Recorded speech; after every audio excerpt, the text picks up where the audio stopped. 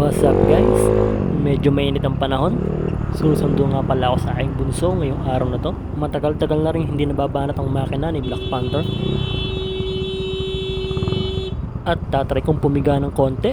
Hindi makalusot ang H100. Medyo bumabad ng busina. Medyo mainit ah. Bali yan nga palang pakanan na yan. Dapat kasi hindi hinaharangan yan. Para yung mga kakanan, tuloy-tuloy lang ang pasok sa kanan. Pero may time naman na wala naman nagagalit kahit naharangan. Baka nagmamadali lang. Dito binabagtas ko na nga pala ang bagong bypass. Palabas ng Ayala sa may Medics Hospital. At merong click na sumibat. Medyo dito wala pa akong ganang pumiga. Nanghihinayang din kasi ako sa gasolina. Pero matagal-tagal na rin. Nung huling waswasin ko si Black Panther. Nakakapanghinayang din kasi ang gasolina. Mahal-mahal din kasi ang Blaze. At isa pa, takot na takot din ako sumagad. Napakadelikado naman kasi. Saktong 100 lang para hindi masyadong mainitan at mapaspas ng konting hangin. Ako din kasi yung driver na sakto lang, yung bang nakasunod ka lang, yung ayaw mong umovertake. Gusto ko talaga may nauuna sa akin. Pero totoo, 100 lang talaga sagad. Tukod 100. Paano tropa? Nagmamadali ako. Diyan ka na nga. Uy, Aerox. Sumabay kaya ito sa atin. Isa ring matutulin tong motor eh. Pag nakakasabay ako ng ganito, humahataw din. Pero the best talaga yung mga PCX. Talagang hindi sila nagpapaiwan. Pag yun nakakasabay ko sa daan, talagang humahataw eh. Ayaw magpatalo. Sayang naman yung Aerox, hindi sumabay. Wala tuloy akong kasabay. Yan, dito na tayo sa stoplight. Dito kalimitan, mabibilis mong patakbo eh. Yung galing ka sa stop, tapos maghaharurutan pag arangkada. Lamang na lamang ang mga PCX. Ang lakas sa arangkada. Eto na, arangkada na. Bira.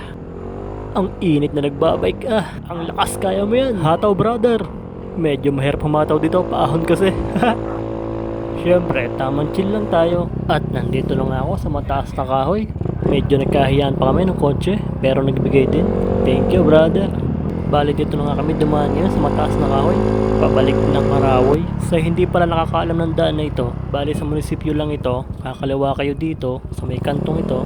Tapos diretso nyo lang hanggang 7-Eleven. Kaso napansin ko no entry, one way yata ito. Pero diniretso ko na rin. Konti lang naman ang papasukan ko. Tapos pagdating mo dyan sa may kantong yan, kakanan ka diyan. Bali dyan 7-Eleven. Tapos kanan tayo dito. Tapos tuloy-tuloy lang yan.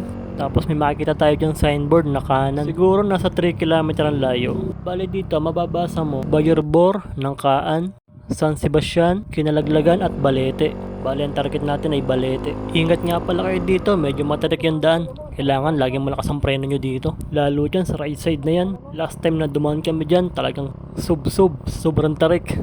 Kaya dito na lang ako dumaan sa kaliwa, maganda pa ang view. Kung sa kanan ka dumaan, dito ka lalabas. Yan yung kanan na yan. Tapos magtatagpo dito sa kantong ito. Tapos tuloy-tuloy na ulit hanggang sa maabot mo yung kanto ulit papuntang Kinalaglagan. Bali yan, yung kantong yan.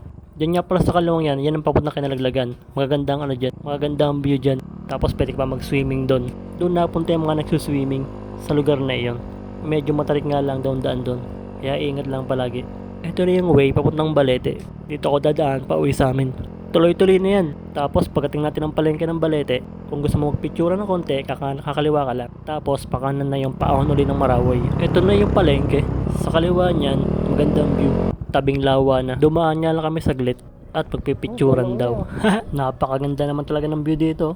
Hindi nakakasawang balik-balikan. Oh, 1, 2, 3. Tara umuwi. Yan, dito nga, paahon na kami. Balik na kami ng Marawoy.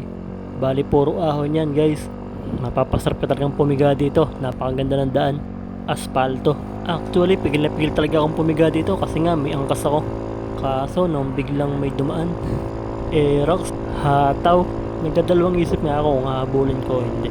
Kasi paahon to, malakas sa gasolina. Tapos may sakay pa ako. Pero sige, subok lang. Kaso parang nakaramdam na humahabol ako. Baka sabihin kinakarera ko. Kaya nagminor na lang siya. Sayang na ba yun? Isasagat ko sana. Sige na nga, una ka na. Malapit na rin naman ako.